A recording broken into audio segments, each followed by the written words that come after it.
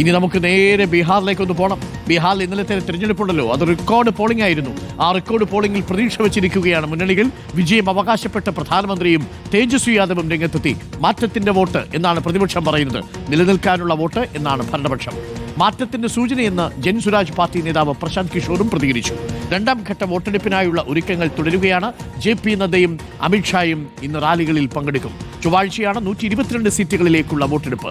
ആദിൽ പാലോടുണ്ട് കൂടുതൽ വിവരങ്ങളുമായി. Good morning Adil Palode. ആദ്യം ആദിൽ പാലോടും ഒക്കെ പോയി അവിടെ ഉഷാറാക്കിയത് കാരണം ബീഹാറിൽ ആളുകൾ കൂടുതൽ പേർ വോട്ട് ചെയ്യാൻ എത്തി എന്നാണ് അറിയുന്നത്. 121 മണ്ഡലങ്ങളിൽ റെക്കോർഡ് പോളിംഗ് ആണ്. 3 പതിറ്റാണ്ടിലെ ഏറ്റവും ഉയർന്ന പോളിംഗ് ആണ് രേഖപ്പെടുത്തിയത്. മാറ്റത്തിന്റെ കാറ്റാണോ അടിച്ചിരിക്കുന്നത്, നിലനിൽക്കാനുള്ള ഒരു പോളിംഗ് ആണോ, എന്താണ് നമ്മൾ മനസ്സിലാക്കുന്നത്?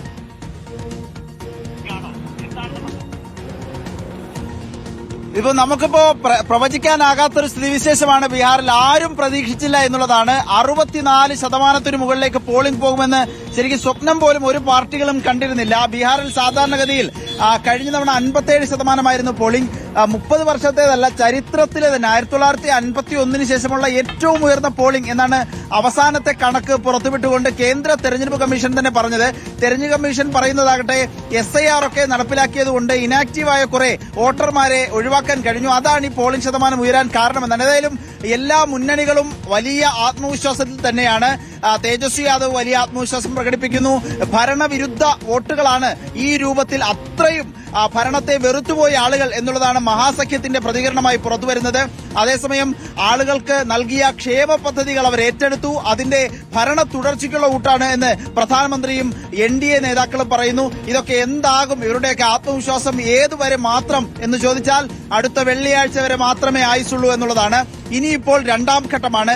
122 മണ്ഡലങ്ങൾ. ഈ മണ്ഡലങ്ങളാണ് അതിപ്രധാനം. പ്രത്യേകിച്ച് റൂറൽ മേഖലകളിൽ ഇപ്പോൾ നടന്നത് പട്നയടക്കമുള്ള ചില നഗരമേഖലകളിലാണ്. ഈ പ്രധാനപ്പെട്ട മധ്യഭാഗത്തെ ജില്ലകൾ 18 ജില്ലകളിലാണ്. ഇനി നടക്കേണ്ടത് മറ്റു ജില്ലകൾ, റൂറൽ ജില്ലകളാണ്. കിഷൻഗഞ്ച് പോലെയുള്ള, ഗയ പോലെയുള്ള മറ്റു ജില്ലകളിലാണ്. ഏതായാലും അവിടെയും സ്വാധീനമുറപ്പിക്കാൻ, വോട്ടുറപ്പിക്കാൻ, സീറ്റുറപ്പിക്കാനുള്ള തത്രപ്പാടിലാണ് നേതാക്കൾ. പ്രധാനമന്ത്രി ഇന്ന് 2 റാലികളിൽ സംസാരിക്കും. JP നദ്ദയും അമിത്ഷായും ഉണ്ട്, കോൺഗ്രസ് നേതാക്കളുണ്ട്. ഇനി രണ്ടാം ഘട്ടത്തിൽ ശ്രദ്ധയൂന്നുകയാണ് പാർട്ടികൾ. അടുത്ത ചൊവ്വാഴ്ചയാണ് രണ്ടാം ഘട്ട വോട്ടെടുപ്പ് ബീഹാറിൽ നടക്കുക. അരുൺകുമാർ. ഓക്കെ, കാര്യങ്ങളൊക്കെ ഉഷാറാണ്. പൊതുവെ സമാധാനപരമായിരുന്നു അല്ലേ? അതിൽ ചിലയിടങ്ങളിൽ ഒറ്റപ്പെട്ട ചില സംഭവങ്ങൾ ഒഴിച്ചു നിർത്തിയാൽ ബീഹാർ പോളിംഗിന്റെ കാര്യത്തിൽ കുറച്ചുകൂടി മെച്ചപ്പെട്ടു എന്ന് തോന്നുന്നു. വയലൻസ് ഒക്കെ ഒന്ന് കുറഞ്ഞിട്ടുണ്ട്. ബൂത്ത് പിടിച്ചെടുക്കൽ ബീഹാറിലൊക്കെ പണ്ട് നമ്മൾ സ്ഥിരം കേൾക്കുന്നതാണ്. Booth capturing. പോളിംഗ് നടന്നാൽ ഒരു ഏരിയ മുഴുവൻ ചില പാർട്ടികളുടെ കൈകളിലാവും. പക്ഷേ ഇക്കുറി അങ്ങനെയൊന്നും ഉണ്ടായില്ല അല്ലേ?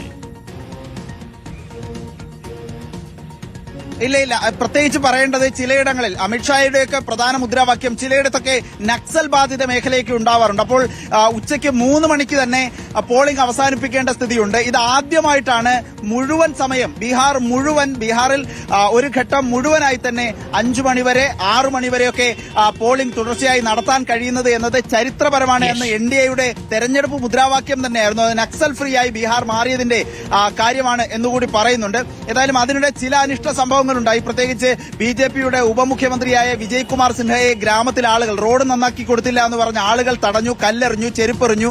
അത് പിന്നീട് വലിയ വിവാദമാവുകയും കേന്ദ്ര തെരഞ്ഞെടുപ്പ് കമ്മീഷൻ ഇടപെടണം എന്നാവശ്യപ്പെടുകയും ചെയ്തു. ഈ ജനപ്രതിനിധികളെ തടഞ്ഞു നിർത്താൻ വിധം രാഷ്ട്രീയമായി അവർ വളർന്നു എന്നതുകൂടി ഇതിന്റെ ഒരു അടിസ്ഥാനമായി നമ്മൾ മനസ്സിലാക്കേണ്ടി വരും എന്നുള്ളതാണ്. റോഡ് നന്നാക്കി കൊടുത്തില്ല എന്നുള്ളതായിരുന്നു അവരുടെ ഗ്രാമവാസികളുടെ ആക്ഷേപം. RJD ആണ് തന്നെ ആക്രമിച്ചതെന്ന് ഇയാൾ പറയുന്നുമുണ്ട്, ഉപമുഖ്യമന്ത്രി.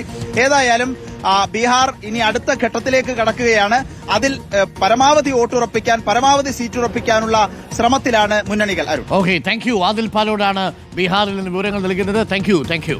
പ്രിയപ്പെട്ട പ്രേക്ഷകരെ, അപ്പോൾ 64% പോളിംഗ് എന്ന് പറയുന്നത് കഴിഞ്ഞ 3 പതിറ്റാണ്ട് 30 വർഷത്തിനിടയിൽ ഏറ്റവും ഉയർന്ന പോളിംഗ് ആണ് ബീഹാറിൽ രേഖപ്പെടുത്തിയിരിക്കുന്നത്. മാറ്റത്തിന്റെ കാറ്റാണെന്ന് തേജസ്വിയും രാഹുലും ഒക്കെ കരുതുന്നു. അതല്ല, നിലനിൽപ്പിന് വേണ്ടിയുള്ള ആവേശത്തോടു കൂടിയുള്ള പോളിംഗ് ആണെന്ന് ഭരണപക്ഷവും കരുതുന്നു. കാത്തിരിക്കാം. 14-ാം തീയതിയാണ് വോട്ടെണ്ണൽ. നമുക്കറിയാം ആർക്കായിരിക്കും സാധ്യത.